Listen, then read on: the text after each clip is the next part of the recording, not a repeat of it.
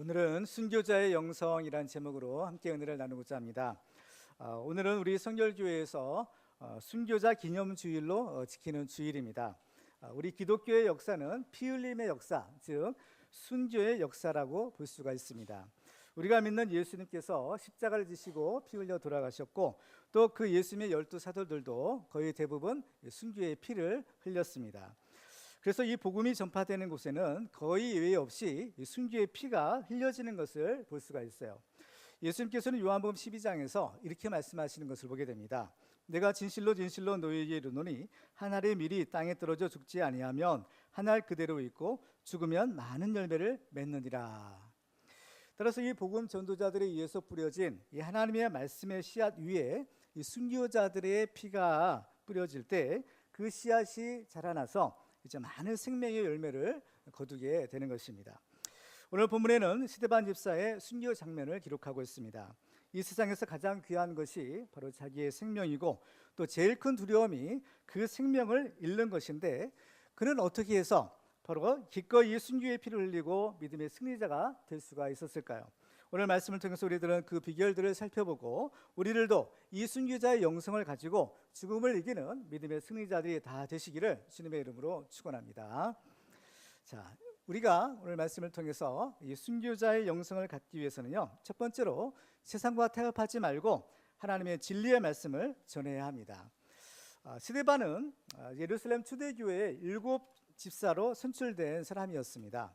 그래서 오늘 본문 앞부분에 보면 이 스데반이 복음을 능력 있게 전하는데 여러 가지 기사와 표적이 따랐고, 또 이 스데반의 지혜와 성령으로 이 복음을 전하는데 유대인들이 이것을 당해낼 수가 없었다라고 기록하고 있어요.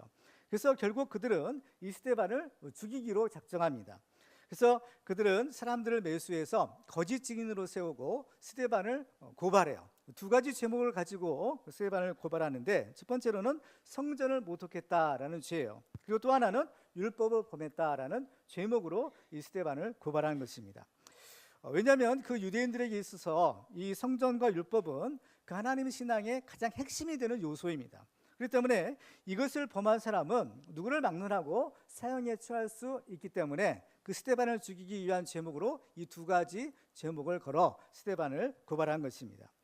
그런데 이것은 그들에게는 아주 익숙한 행위였다라는 것을 알게 돼요. 왜냐하면 그들은 이전에 예수님을 죽일 때에도 바로 거짓 증인들을 내세워서 바로 이러한 제목으로 예수님을 고발했기 때문인 것입니다. 그래서 스데반은 예전에 예수님께서 그 재판 받으셨던 그 산헤드린 공회에 서게 된 것입니다. 법정에 선 스데반은 이제 자기 변론의 차례가 되었을 때 아브라함부터 시작해서 이스라엘 역사를 관통해 그들이 믿는 신앙의 요체를 조목조목 설명해 주었습니다. 특히 유대인들이 스데반이 성전을 모독했다라고 고발했기 때문에 스데반은 자기가 성전을 모독한 것이 아니라 성전을 모독한 것은 오히려 자기를 고발한 그 유대인들이다라고 반격을 한 것입니다. 왜냐하면 그들은 성전을 위한다라고 했지만 정작 그 성전의 주인 되시는 그 예수 그리스도를 죽였고, 또 그들은 살아계신 하나님을 인격적으로 섬기는 것이 아니라 성전을 마치 우상처럼 섬겼기 때문에 그들이야말로 거룩한 하나님의 성전을 모독한 자들이 된 것입니다. 그리고 스데반이 또 율법을 범했다라고 고발했는데, 이것은 자기가 율법을 범한 것이 아니라 오히려 하나님의 말씀을 받고도 그 마음이 완악해져서 그 말씀에 순종하지 않는 그 유대인들이야말로 바로 성령을 거스리는 자요, 또 율법을 범한 중한 죄인이다라고 말했던 것입니다. 그래서 이 장면을 오늘 보면 51절로 53절은 이렇게 기록하고 있는 것을 보게 됩니다. 같이 읽어볼까요? 시작. 목이 곧고 마음과 귀에 할례를 받지 못한 사람들아, 너희도 너희 조상과 같이 항상 성령을 거스리는도다. 너희 조상들이 선지자들 중에 누구를 박해하지 아니하였느냐? 의인이 오시리라 예고한 자들을 그들이 죽였고, 이제 너희는 그 의인을 잡아준 자요 살인한 자가 되나니 너희는 천사가 지난 율법을 받고도 지키지 아니하였도다 아니라 했습니다. 근데 스데반은 자기가 이렇게 말하는 것이 그 유대인들의 심기를 불편하게 만들 것이고 자칫 자기에게 불리하게 작용할 것이라는 사실을 잘 알고 있었습니다. 그래서 이 52절을 다시 한번 보시면 이렇게 기록하고 있어요. 너희 조상들이 선지자들 중에 누구를 박해하지 아니하였느냐? 의인이 오시리라 예고한 자들을 그들이 죽였고 이제 너희는 그 의인을 잡아준 자요 살인한 자가 되었다라는 겁니다. 바로 그들의 죄를 아주 적나라하게 지적하는 겁니다. 이스라엘 선지자들은 바로 그들의 조상들이 죽였다라고 했어요. 근데 이 선지자라는 것은 하나님의 말씀을 받아서 그 말씀을 이스라엘 백성들에게 전해주는 사람들이었습니다. 근데 그들이 예외 없이 다 박해를 당하고 또 심지어 죽임을 당했다라는 것입니다. 그러면 이 선지자들은 하나님의 말씀을 받아 하나님의 백성들에게 그 말씀을 전하는 사람들인데 왜 박해를 당하고 왜 죽임을 당해야 했을까요? 그 이유는 겉으로는 그들이 하나님의 백성인 것처럼 보였지만 실상은 하나님의 백성이 아니었기 때문입니다. 그 결정적인 증거가 그들이 바로 하나님의 말씀에 순종하지 않는 것이었습니다. 요한복음 8장 47절에 보면 이렇게 말합니다. 같이 읽어볼까요? 시작. 하나님께 속한 자는 하나님의 말씀을 듣나니 너희가 듣지 아니함은 하나님께 속하지 아니하였음이로다. 그렇습니다. 그들이 하나님의 말씀을 듣지 않는 결정적인 이유가 그들이 하나님께 속하지 아니하기 때문이라는 겁니다. 그러니까 결국에는 하나님의 백성, 하나님 믿는 사람이 아니다라는 증거인 거예요. 하나님의 백성은 하나님의 말씀을 즐거워하며 그 말씀에 순종하는 사람들입니다. 근데 이스라엘 족속들은 그 성경을 보면 하나님의 말씀을 좋아하지 않았다라는 것을 알게 돼요. 특별히 이스라엘 족속들이 하나님의 말씀을 싫어하고 또 그 말씀을 거절하는 사건은 여러 군데에서 우리가 찾아볼 수 있는데 한 가지 예로서 이스라엘 백성들이 광야에 나왔을 때 하나님께서 그들에게 만나를 내려주셨습니다. 먹을 것이 없어서 죽어가는 사람들에게 하나님께서 그 양식을 내려주시니까 처음에는 그들은 굉장히 좋아했어요. 그래서 그리고 또 이 세상에서 맛보지 못한 하늘의 신령한 양식을 내려주니까 그들은 이것이 무엇이냐, 그래서 이제 그 이름이 만나가 된 것이죠. 그래서 처음에는 굉장히 좋아하고 기뻐했는데 그런데 이것이 얼마 되지 않아서 그 만나에 대한 실증을 느끼게 되는 겁니다. 그래서 우리는 이 만나만 먹고 어떻게 사느냐, 그렇죠? 우리에게 고기를 달라 불평하기 시작한 겁니다. 그러면서 이 만나를 가리켜서 그렇죠? 이 박한 식물을 우리 마음에 싫어하노라라고 말하는 것입니다. 그런데 이 만나는요 사실 무엇을 의미하는가 하면 하나님이 주시는 하나님의 말씀을 상징하는 것입니다. 우리 영의 양식 하나님의 말씀, 바로 이것이 만나가 상징하는 것입니다. 그런데 이 하나님의 말씀은 또한 바로 그 말씀 되시는 예수 그리스도를 의미하는 것이에요. 그래서 우리는 그 예수를 믿고 그 주님 주시는 그 말씀을 우리가 받아야만 살 수 있는데, 근데 이상하게도 사람들은 그렇죠? 그 말씀을 거절하고 또 그 예수를 거절하는 바로 그러한 모습을 보여주는 것입니다. 그렇기 때문에 그들은 하나님의 말씀 붙들고 사는 것이 아니라 틈만 나면 어떻게 쓰든지 하나님의 말씀을 거절하고 우상을 섬기려는 것이 바로 이스라엘 사람들의 모습이었던 것입니다. 그래서 그들은 하나님의 말씀을 전하는 선지자들을 미워하고 죽이고 또 그 예수님마저 죽였던 것입니다. 그래서 요한복음 8장에 보면 예수님께서는 자기를 죽이는 유대인들에게 이런 얘기를 하세요. 요한복음 8장 40절에 보면 지금 하나님께 들은 진리를 너에게 말한 사람인 나를 죽이려 하는도다. 아브라함은 이렇게 하지 아니하였느니라 라고 말씀합니다. 그들이 왜 예수를 죽이려고 했어요? 하나님의 말씀을 전하기 때문이라는 겁니다. 그 말씀을 싫어하기에 그 말씀을 전하는 그 예수도 싫어하고 또 미워하고 죽인다는 것. 그렇지만 너희 조상이라고 하는 그 아브라함은 그렇게 하지 아니하였다라는 것입니다. 이처럼 바로 사람들에게 이 하나님의 진리의 말씀을 전한다라는 것은 그 말씀을 싫어하는 사람들에게 미움을 받고 심지어는 죽임을 당할 수도 있는 그런 아주 위험성이 있는 것이구나라는 것을 여기서 확인해 볼 수 있어요.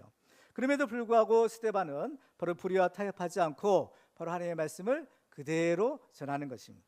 왜냐하면 스데반이 그 말씀을 전해야만 행위라도 그들이 그 말씀을 통해서 그들의 잘못을 깨닫고 회개하고 살 수가 있기 때문인 것입니다. 올해 우리 교회의 표어가 말씀대로 믿고 말씀대로 살자입니다. 이것은 바로 이 땅에 이 교회를 가장 교회되게 또 성도를 가장 성도되게 하는 바로 이 주님의 교회를 건설하는 우리의 교회 비전을 성취하기 위한 하나의 구체적인 실천 목표가 되는 것입니다. 그런데 이와 같이 우리가 이 교회가 지향하는 것은 하나님의 말씀의 공동체인 겁니다. 그런데 이 목표를 좋아하는 분들도 대부분의 다수지만 간혹 마음에 부담을 갖는 분도 있을 수도 있겠다라는 생각을 하게 됩니다.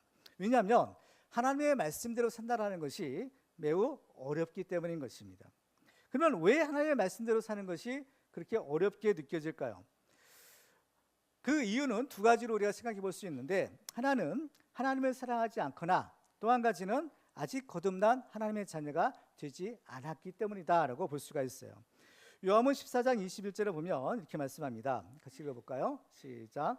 나의 계명을 지키는 자라야 나를 사랑하는 자니 나를 사랑하는 자는 내 아버지께 사랑을 받을 것이요 나도 그를 사랑하여 그에게 나를 나타내리라. 아멘. 예수님께서는 나를 사랑하는 자는 그 계명을 지킨다라고 하셨어요. 그러니까 우리가 그 예수님을 사랑하는 증거가 뭐냐? 그 예수님의 말씀, 그 계명을 순종하는 것이라는 겁니다. 그러니까 그 말씀대로 우리가 살지 않으면서 예수님을 사랑한다라는 것은 그것은 공허한 그런 헛된 고백이 될 수밖에 없는 것입니다. 그리고 또 우리가 이 하나님의 말씀대로 산다라는 것이 어려운 까닭은 하나님의 말씀대로 산다라는 것은 결국에는 내 마음대로 살 수 없다라는 것을 의미하기 때문인 겁니다. 우리가 하나님을 믿으면 당연히 하나님의 말씀대로 살아야 되지만 그러면 내 마음대로는 살 수가 없는 거예요. 우리가 예수를 믿는다라는 것은 예수님을 내 마음에 우리 인생의 구세주로 모시고 주님으로 모시고 이제 그 주님의 말씀에 순종하는 삶을 산다라는 것을 의미하는 것입니다. 그러면 예전에 내 마음대로 살았던 삶을 포기해야 되는 겁니다. 바로 예수님을 주인으로 모시고 그 말씀대로 그 뜻대로 순종하며 살아가는 것이 바로 예수를 믿는 것이기 때문인 것입니다. 사람들은 하나님을 믿고 구원은 받고 싶지만 여전히 내가 내 인생의 주인이 되어 내 마음대로 살려는 그런 경향들이 있어요. 그래서 하나님의 말씀이 옳고 또 그 말씀이 진리인 것은 알지만 그 말씀에는 잘 순종하지 않으려고 하는 것입니다. 근데 이런 사람이요, 사실은 영적으로 볼 때는 굉장히 위험한 사람입니다. 성경에 보니까 바로 이런 사람들이 하나님의 선지자들을 죽였고 하나님의 아들이신 예수를 십자가에 못 박고 또 오늘 보면은 이 스데반을 돌로 쳐 죽인 것입니다. 이 사람들은 이런 짓을 함에도 불구하고 우리는 아브라함의 자손이요 하나님의 백성이다라고 말을 합니다. 하나님을 대적하는 짓을 하면서도 우리는 하나님을 잘 믿는 사람들이다라고 여기는 것입니다. 스스로를 속이는 것입니다. 이런 사람들에게 예수님께서는 그들의 실상을 밝혀주시는데 바로 처음부터 살인한 자여 거짓의 아비인 마귀의 자식이다라고 지적하시는 겁니다.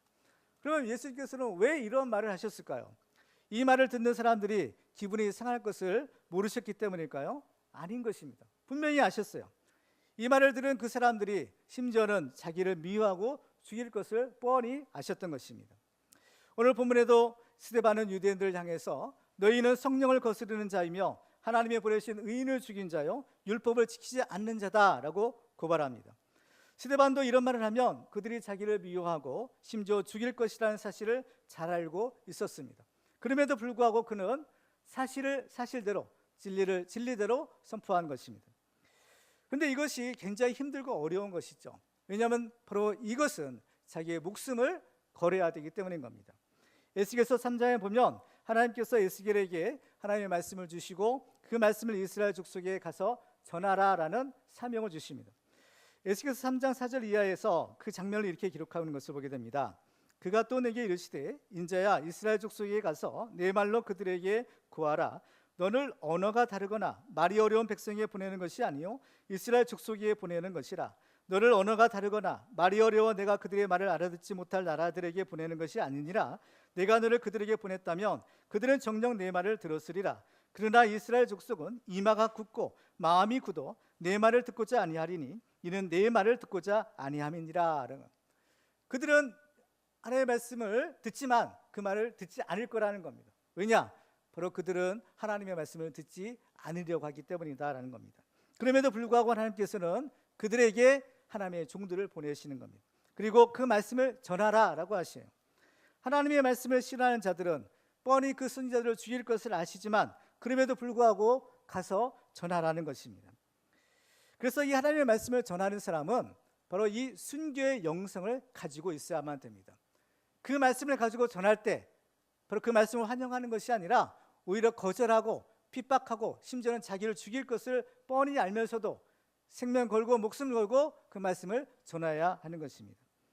따라서 우리들이 바로 이 순교자의 영성을 가지고 이 믿음의 승리자가 되기 위해서는 세상과 타협하지 말고 이 하나님의 진리의 말씀을 그대로 전하는 자가 되어야 되는 겁니다.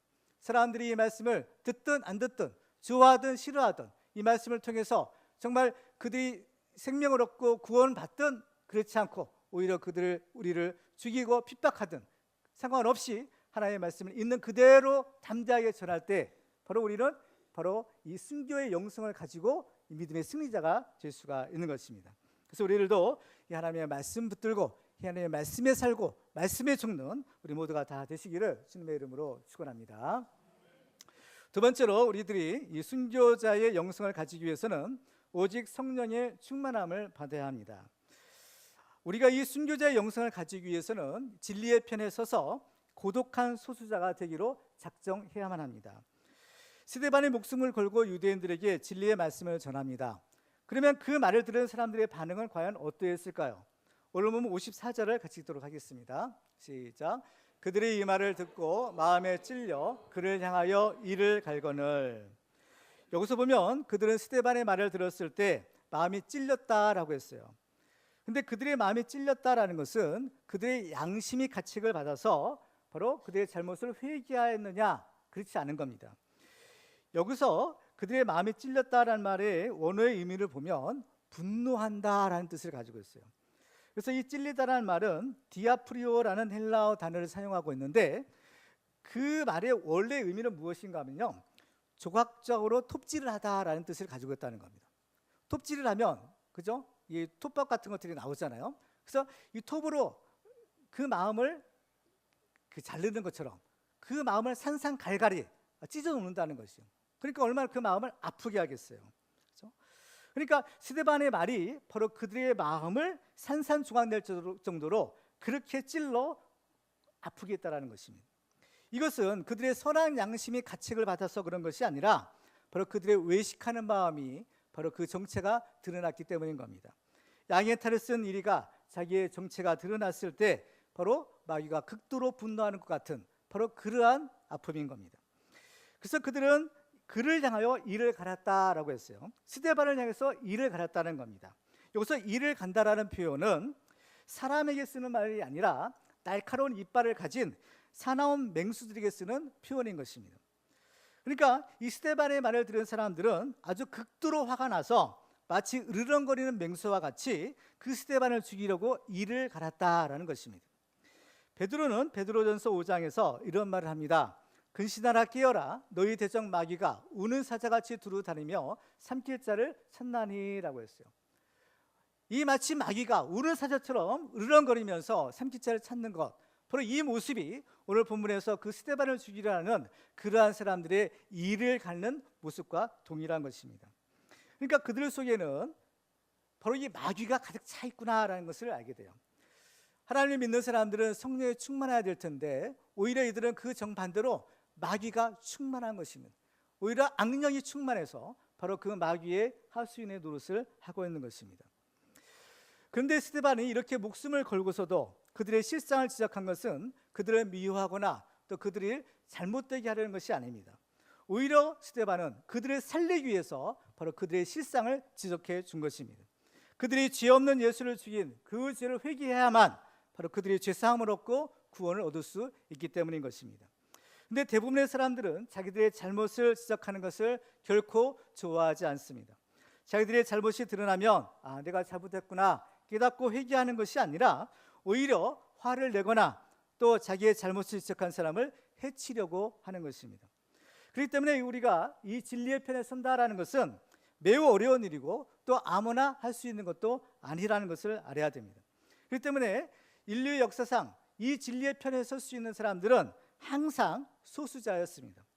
오늘 보면 57절과 58절을 우리 같이 읽도록 하겠습니다. 시작. 그들이 큰 소리를 지르며 귀를 막고 일제히 그에게 달려들어 성 밖으로 내치고 돌로 칠세 증인들이 옷을 벗어 사울이라는 청년의 발 앞에 두니라. 오늘 보면 57절 말씀을 이렇게 자세히 보시면 그들이 큰 소리를 지르며 귀를 막고 일제히 그에게 달려들었다라고 했어요. 여기서 보면 이 스데반을 죽이고자 달려들었던 사람들은 그들이라고 했습니다. 그러니까 복수형이죠. 그리고 이 스데반은 그라고 표현했어요. 단수형인 겁니다. 스데반 혼자예요. 그러니까 여러 명의 사람들이 바로 그 스데반을 죽이려고 달려들었구나라는 것을 나타내는 겁니다. 우리 민주주의 정치 체제를 가진 사회에서는 다수결의 원칙에 의해서 모든 일들이 결정됩니다. 그래서 다수의 생각, 다수의 의견이 존중되고 또 그들의 뜻대로 모든 일들이 결정되는 것입니다. 근데 오늘 본문에서 보는 것처럼 항상 다수의 생각이나 다수의 의견이 옳은 것만은 아니다라는 것을 알 수가 있어요. 그리고 성경의 증거에 의하면 오히려 다수의 의견을 따라가게 되면 절대로 진리의 편에 설 수가 없다라는 것이 바로 성경의 증거인 것입니다. 예수님께서는 마태복음 7장에서 이렇게 말씀하시는 것을 보게 됩니다. 같이 읽겠습니다. 시작. 좁은 문으로 들어가라. 멸망으로 인도하는 문은 크고 그 길이 넓어 그리로 들어가는 자가 많고 생명으로 인도하는 문은 좁고 길이 협착하여 찾는 자가 적음이라 했습니다. 그래서 이 길이요 진리요 생명 되시는 그 예수님께서 가신 길은 바로 십자가의 길이고 죽음의 길이었습니다. 그렇기 때문에 아무도 가려고 하지 않는 길, 바로 좁은 문, 좁은 길이었던 겁니다. 그렇지만 바로 그 길만이 생명을 얻는 진리의 길이요 하나님께 인도하는 길인 것입니다. 그래서 하나님을 믿는 사람들은 어떠한 일이 있더라도 항상 이 진리의 편에 서야 됩니다. 왜냐하면 우리가 믿는 그 하나님이 진리이시기 때문인 것입니다.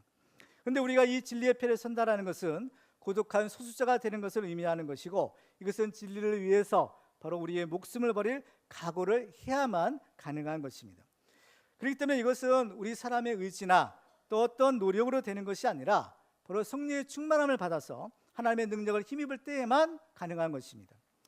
그래서 예수님의 제자들도 성령을 받기 전에는 분명히 진리를 알았습니다. 예수를 믿었습니다. 그렇지만 그들은 바로 그 골방에 꼭꼭 숨어 있어야만 했던 것입니다. 그렇지만 그들이 이제 오순절 성령의 충만함을 받고 나니까 그들이 바로 이 담대한 용기를 가지고 하나님의 말씀을 담대하게 선포할 수가 있었던 것입니다. 오늘 본문에서도 스데반이 이렇게 담대하게 진리의 말씀을 전하고 또 순교자까지 될 수 있었던 까닭은 그가 성령에 충만한 사람이었기 때문이었습니다. 스데반은 예루살렘 초대교회의 7 집사 중에 한 사람이라고 했습니다. 그런데 성경에 보면 그 7 집사가 될 수 있었던 필수적인 조건이 있는데 그것이 바로 성령의 충만함을 받는 것이었습니다. 그래서 사도행전 6장 3절에 보면 형제들아 너희 가운데서 성령과 지혜가 충만하여 칭찬받는 사람 7을 택하라. 우리가 이 일을 그들에게 맡기고 우리는 오로지 기도하는 일과 말씀 사역에 힘쓰리라 하니 온 무리가 이 말을 기뻐하여 믿음과 성령이 충만한 사람 스데반과 또 빌립과 브로노고와 이런 7 사람을 택하였다라고 기록하고 있는 것입니다. 그리고 또 사도행전 6장 10절에도 보시면 스데반이 지혜와 성령으로 말함을 그들이 능히 당하지 못하였다라고 기록하고 있습니다. 그리고 오늘 보면 55절에도 보면 이렇게 기록합니다. 우리 같이 읽어볼까요? 시작. 스데반이 성령 충만하여 하늘을 우러러 주목하여 하나님의 영광과 및 예수께서 하나님 우편에 서신 것을 보고, 성경을 거듭해서 이 스데반이 성령이 충만했다라고 기록하고 있습니다. 그래서 앞부분 사도행전 6장 15절에 보면 공회 중에 앉은 사람들이 다 스데반을 주목하여 보니 그 얼굴이 천사의 얼굴과 같더라라고 기록하고 있는 것입니다. 그 때문에 우리가 이 진리의 편에 서서 이 순교자가 될 수 있다는 것은 사람의 각오와 의지로만 되는 것이 아니라 오직 성령의 충만함을 받아야만 가능한 것입니다. 그래서 우리들도 이 성령의 충만함을 받아서 항상 진리 대신 하나님의 편에 서는 믿음의 승리자들이 다 되시기를 주님의 이름으로 축원합니다. 세 번째로 우리가 이 순교자의 영성을 갖기 위해서는 예수님만 바라보고 예수님을 따라가야 합니다. 한국 교회에서는 한때 제자 훈련이 유행처럼 번진 적이 있었어요. 왜냐하면 우리나라를 대표할 만한 서울의 한 대형 교회가 제자 훈련으로 부흥했다라고 선전했기 때문이었습니다. 그래서 제자 훈련을 하지 않으면 교회가 부흥할 수 없는 것처럼 여겨져서 제자 훈련 세미나에는 언제나 많은 사람들이 구름대처럼 몰려든 적이 있었습니다. 근데 지금 바로 그 교회가 바로 서로 싸우고 또 분열하는 상황이 돼버리는 겁니다. 자체적으로 그 문제를 해결이 안 되니까 결국에는 세상에 법정으로 가서 이제 매스컴에 오르내리고 세상 사람들의 손가락질을 받고 있는 형편입니다. 이쯤 되면 그 교회의 제자 훈련이 완전히 실패했다라는 것을 알게 됩니다. 한국 교회는 언제부터인가 이렇게 예수님을 믿는 것과 또 예수님의 제자가 되는 것을 구분하기 시작한 것을 보게 됩니다. 왜냐하면 예수를 믿고 구원을 받고 싶은데 예수님의 제자가 되어서 예수님이 가신 그 십자가의 길을 따라가려 하지 않는 신자들이 많이 생겨났기 때문인 것입니다. 근데 성경을 아무리 살펴보아도 예수를 믿는 것과 예수님의 제자가 되는 것을 따로 구별하지 않는 것을 확인할 수 있습니다. 예수님을 믿는다는 것은 자연히 이제 예수님의 제자가 되는 것을 의미하는 것입니다. 마태복음 13장에 보면 예수님께서 제자들에게 사람들이 인자를 누구라 하느냐라고 물으셨습니다. 그때 제자들은 어떤 사람은 세례 요한이라 하기도 하고 또 어떤 사람은 엘리야나 또 예레미야나 어떤 선지자 중에 하나가 왔다라고 말합니다라고 대답해요. 그러자 예수님께서는 그러면 너희는 나를 누구라 하느냐라고 물으셨습니다. 그때 이 베드로가 주는 그리스도시요 살아계신 하나님의 아들입니다라고 그 신앙을 고백하죠. 그러자 예수님께서는 이 베드로를 칭찬하십니다. 바요나 시몬아 내가 복이 있도다. 이를 내게 알게 하리는 혈육이 아니요 하늘에 계신 내 아버지시니라라고 말씀합니다. 그러면서 너는 베드로라 내가 이 반석 위에 내 교회를 세울 것인데 음부의 권세가 이기지 못할 것이고 내가 천국 열쇠를 내게 줄 것인데 내가 땅에서 무엇인지 매면 하늘에서 매일 것이고 내가 땅에서 풀리면 하늘에서 풀릴 것이다 라고 말씀합니다. 이렇게 하나님께서 이 주님께서는 이 베드로의 신앙 고백 위에 주님의 교회를 세우시겠다라고 말씀하시며 또 이어서 뭐라고 하시는가 하면 바로 예수께서 고난받으실 것을 말씀해 주시는 겁니다.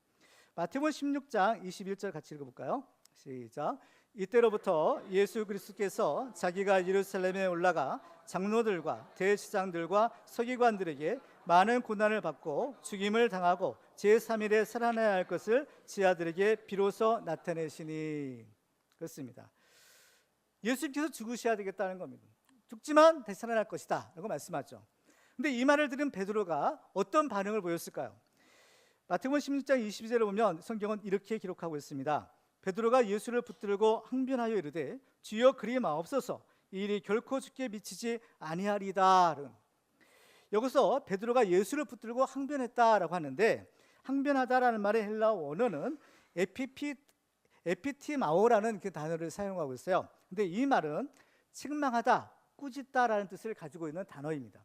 그러니까 이 베드로가 예수님을 붙들고 항변했다라는 것은 그 예수님을 붙들고 어떻게요? 꾸짖었다, 또 책망했다 그런 의미를 가지는 거예요. 우리말 성경에는 항변하다라는 말을 써서 굉장히 부드럽게 이 장면을 이렇게 기록하고 있지만 실제 원어를 성경을 보면 이것은 아주 베드로가 심각하게 예수님을 말렸구나라는 것을 알 수가 있는 것입니다. 그러면 왜 베드로가 이렇게 그 예수님이 십자가 지시는 것을 극구 말렸을까요? 그 이유가 있는 것입니다. 왜냐하면 그 당시에는 제자라는 것은 바로 그 스승의 길을 그대로 따라가는 사람이었기 때문인 것입니다. 그래서 예수님이 먼저 그 십자가를 지시고 가신다면 자연히 그 예수님의 제자들도 그 스승이 가는 그 십자가의 길을 가야만 했던 것입니다.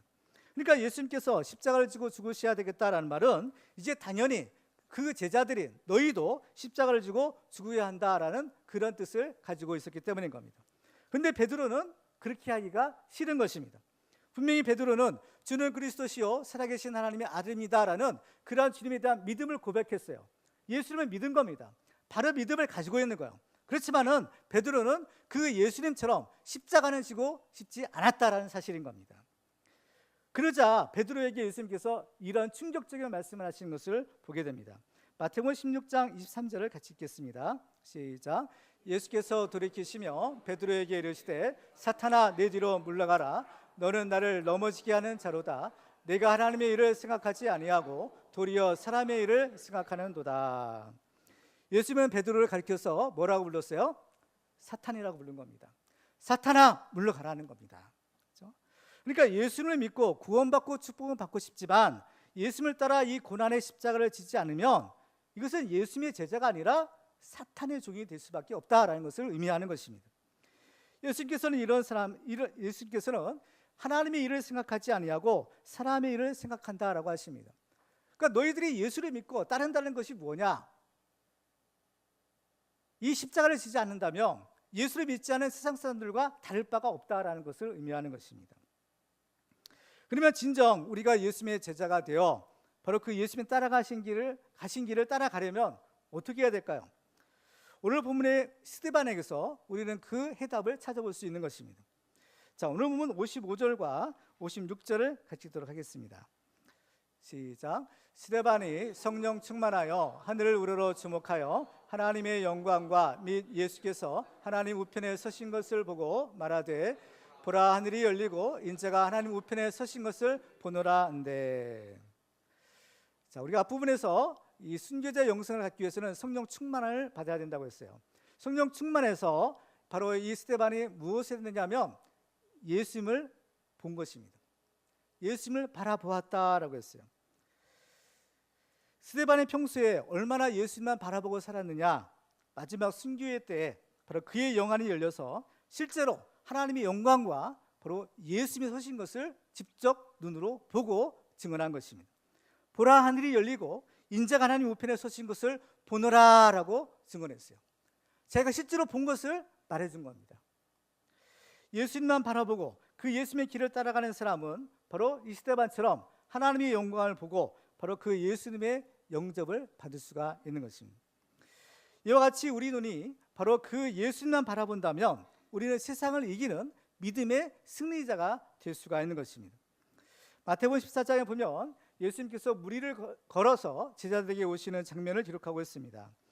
예수께서 무리를 걸어서 오실 때 베드로는 예수님께 나도 무리를 걸어 예수님께 가게 해달라고 부탁을 합니다. 예수님께서 오라 허락하시니까 베드로가 배에서 내려서 이제 무리를 걸어 예수님께로 간 겁니다. 근데 예수님만 바라보고 갔을 때는 그 무리를 걸었다고 했어요. 근데 그의 시선이 예수님으로부터 바람을 쳐다보았을 때 베드로는 무서워서 물에 빠져갔다라고 성경을 기록합니다. 베드로가 예수님만 바라볼 때는 문제가 없었죠. 그 죽음의 바다를 발로 밟고 이기고 승리하며 주님께 간 것입니다. 그렇지만 그 시선이 예수님으로부터 바로 세상으로 다른 어떤 것으로 돌려졌을 때 그는 그 믿음을 잃어버리고 물속에 빠져들어가고 말았던 것입니다. 이와 같이 우리들도 그 예수님을 따르는 그 제자의 길을 가기 위해서는 바로 이 스데반처럼 예수님만 바라보고 가야 됩니다. 예수님만 바라보야만 바로 이 순교자의 영성을 가지고 예수님이 가신 그 십자가의 길을 능히 따라갈 수가 있는 것입니다.